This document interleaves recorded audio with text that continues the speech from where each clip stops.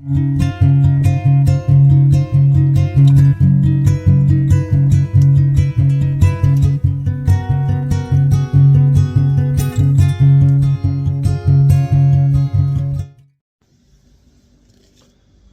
tal, estimados amigos del Colegio de Contadores Públicos Chiapanecos?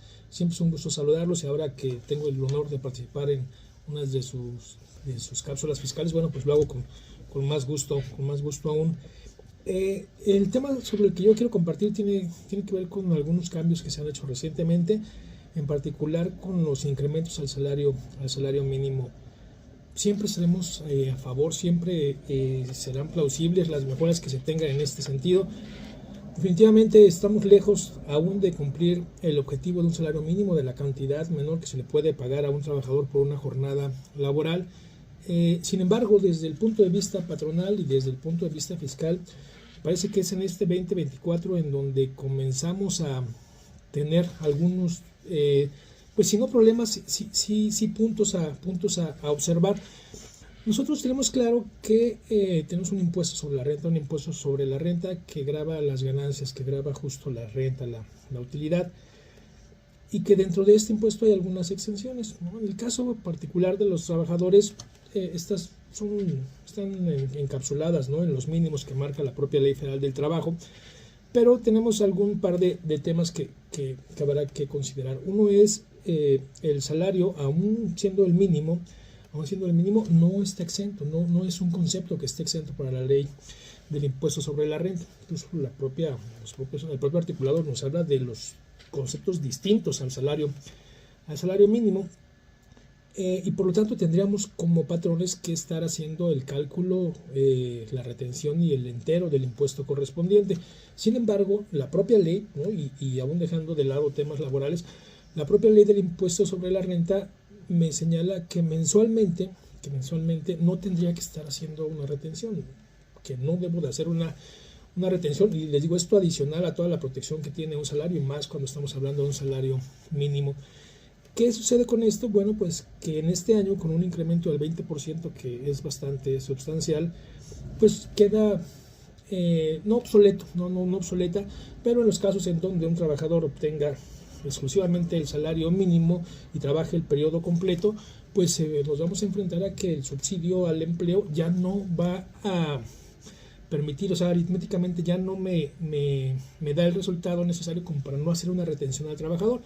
Entonces estoy como patrón ante la disyuntiva de una responsabilidad solidaria para el impuesto sobre la renta que causa el propio trabajador, y la imposibilidad de hacerle una retención de forma mensual.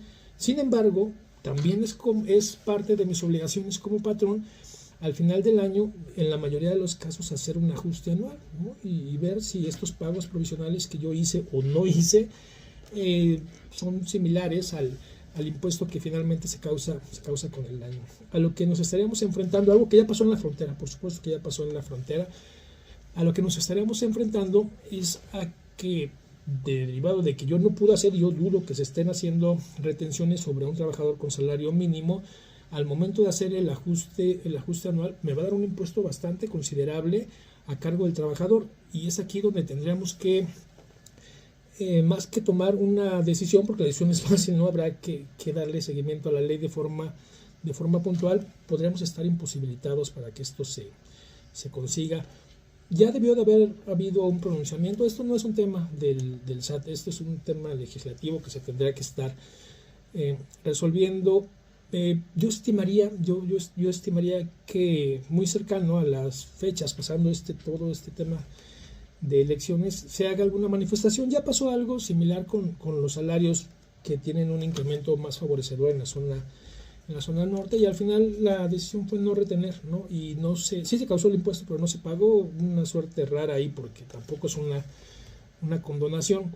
Esto pues desafortunadamente se resolvería en términos fiscales, pues pagando un peso más, ¿no? Si yo le pago un peso más del salario mínimo a quien percibe el salario mínimo, lo saco del supuesto en donde no puedo hacer una retención, y entonces podría hacer la retención y al final hacer el ajuste anual. Creo que eso va en contra del objetivo del mismo, de la misma parametrización del salario. Habrá que proteger este este ingreso. Sin embargo, vale la pena tener presente que no podemos hacer una retención aunque se esté causando un impuesto, y sin embargo somos responsables solidarios de este cumplimiento.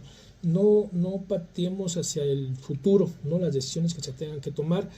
Yo estimaría que debería de haber algún pronunciamiento de las autoridades fiscales, pero más que un pronunciamiento que no nos da total certeza jurídica, creo que habría que hacer algunos ajustes.